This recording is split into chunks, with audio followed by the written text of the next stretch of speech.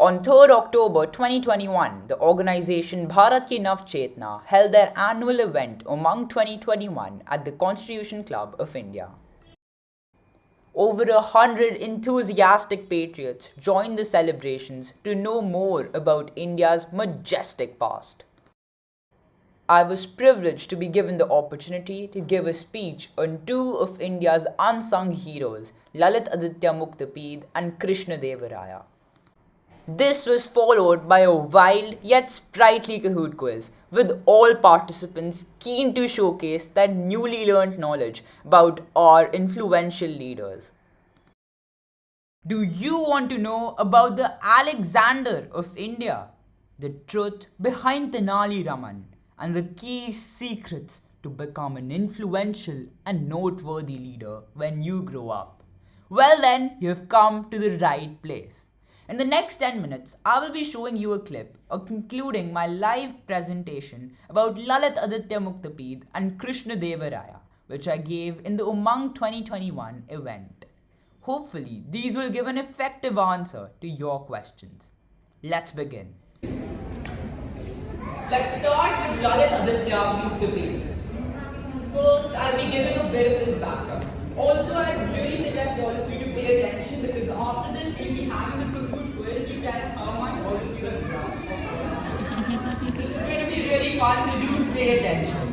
Okay, so let's start with Lalitaditya Muktapida. So this is a bit of his background. So his reign lasted from 724 CE to 760 CE. He was a powerful ruler of the Karkota dynasty of Kashmir with a capital in Parihaspuram. So earlier the capital was in Srinagar, but then he shifted it to Parihaspuram. So that was another thing which he did.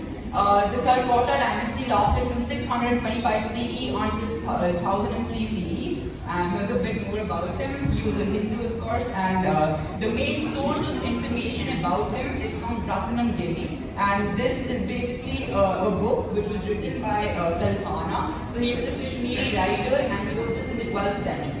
So this is how we get to know about the life of Lalitaditya Muktapida.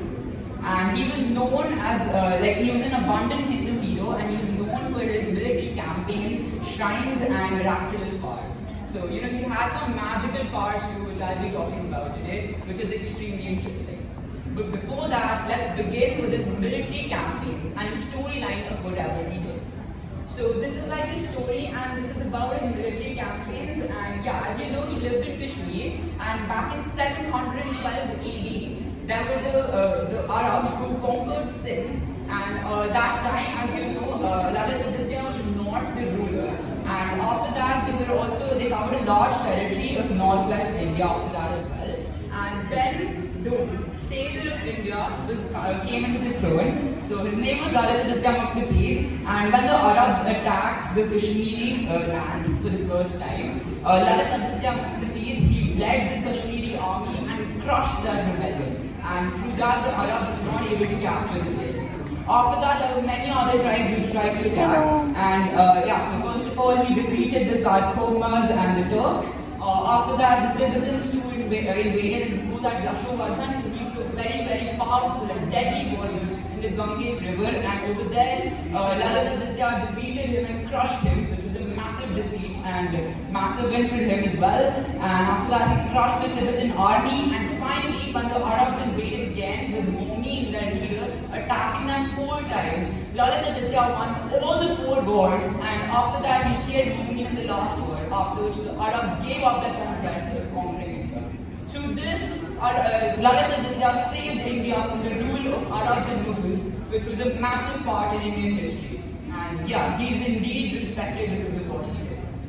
Moving on, these are a few shrines which he built. So there were Vishnu shrines, Buddhist shrines, Shiva shrines and Surya shrines. So this is the Wanghat complex, so this is one of them. And this is the Sun temple, so this is one of the Surya shrines. So yeah, he was he was also known for his shrines. Shrines are basically holy places like mandirs, and he built a lot of them, and their impact is still there because these shrines and mandirs are still present in the daily lives and the current lives.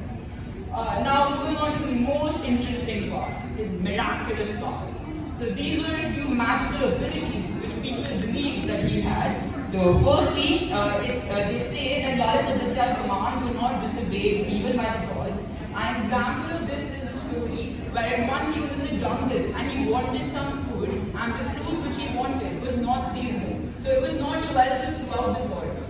However, he just wished for it, and a messenger from God came to give him that fruit. So while this may be a lot more mythical than true, but it's still believed that it did happen. Similarly, it also says that he could get gold whenever he wanted because his brother Chakuna was also like the brother of the magician Kamkavarsha, who is literally the god of gold. And yeah, that's another thing. And lastly, it's believed that his spear could actually cause streams to erupt, and that is his spear is called the Muktapida. And when he dug it into the ground, streams would appear.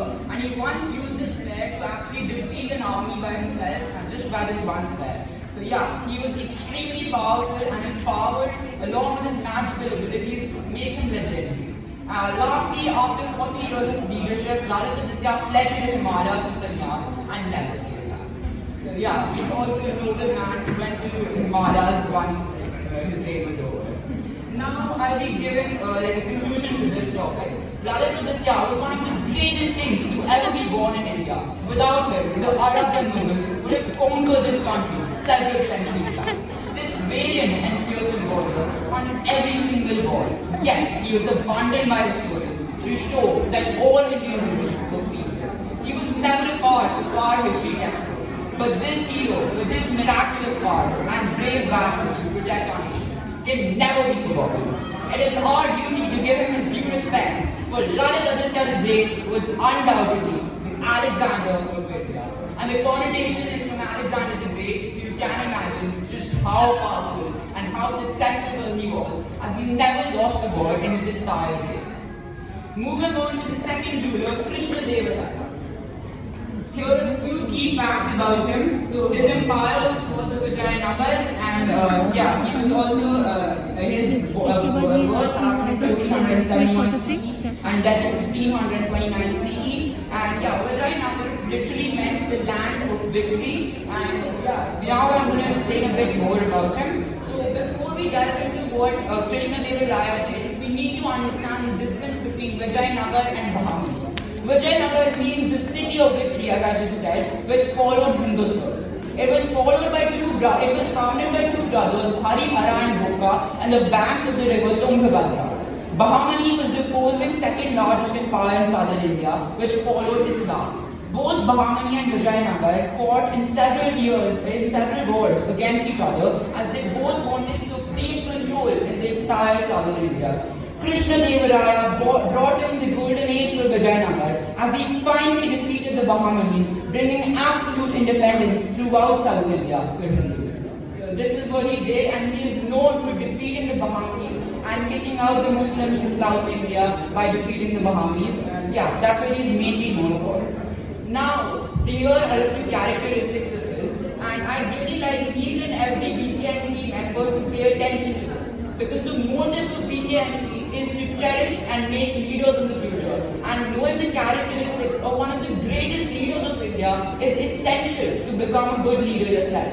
So, without any further ado, let's start. He was a secular ruler. So, despite being a astute Vaishnav and he followed Hinduism completely, he still allowed Muslims, Christians, and all the other religions as well to live over there. And in fact, he even had Muslims in his army, which was a massive thing because his main war was against the Bahamani, which was actually an Islamic movement. So that was a massive thing. Furthermore, he was just and approachable. He was a conqueror, as he conquered many provinces, including Odisha, Kaveri, Bijapur, and Bahamani. So this was another thing which he did. And he was a conqueror, and he was a great builder as well. So he built the Vijayanagar temple, as you can see in this picture, and the Hampi fort too. So if you see this picture over here, this shows like a wall painting of women who made this in Hampi, and Hampi this basically shows what it means is it shows the war between Bahamani and Vijayanagar, and this shows like how the Vijayanagars defeated Bahamani, and it shows the great might of Krishnadeva Raya, who actually brought in the golden age to them. And yeah, he's economically capable as well, and he was a big patron of art and literature, as he wrote the Muktapida and he also promoted a lot of literature. So yeah, he had a lot of positive traits which all of us could learn from. Finally, let's get to the most interesting part.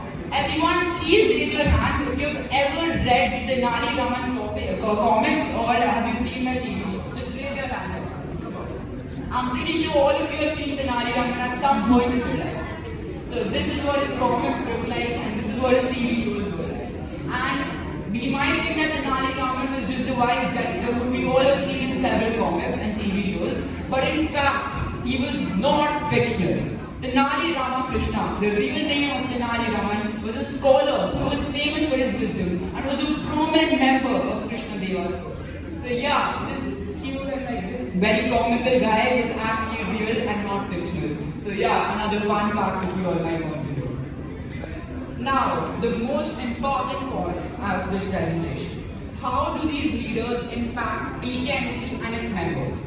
Lalitaditya Muktapida and Krishnadeva Raya are two very influential and strong leaders who have had a massive impact back then and even now in the Indian society. The motive of BKNC is to own and develop future leaders who will bring about a positive change in the Indian society.